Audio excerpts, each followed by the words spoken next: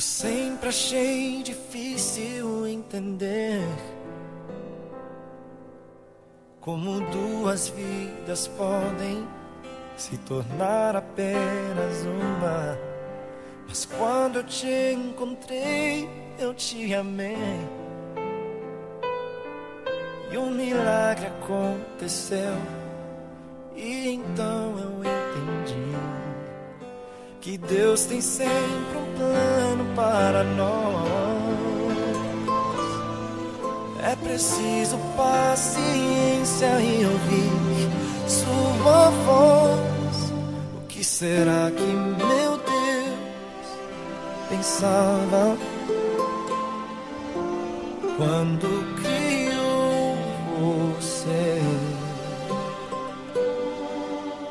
Acho que ele estava pensando em mim, porque me deu mais do que sonhei. Deu muito mais do que eu podia imaginar.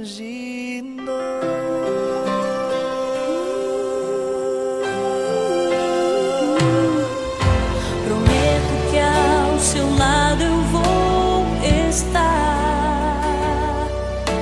Nas horas mais difíceis eu contigo vou chorar.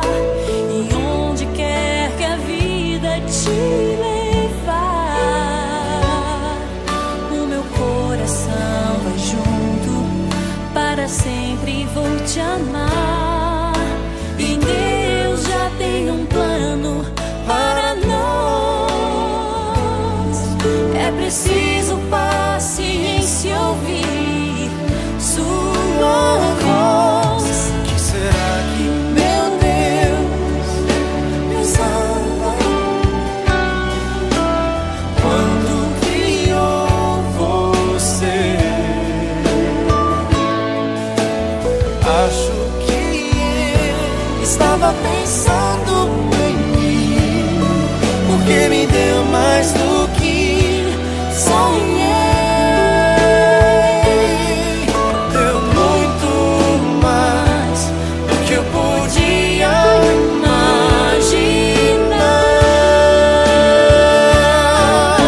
Nós dois agora Somos um e bate um só coração. juntos sempre viveremos, para sempre amaremos. E assim eu Posso perceber, não sou nada sem você. você é inspiração, move o meu coração. O que será que meu Deus pensava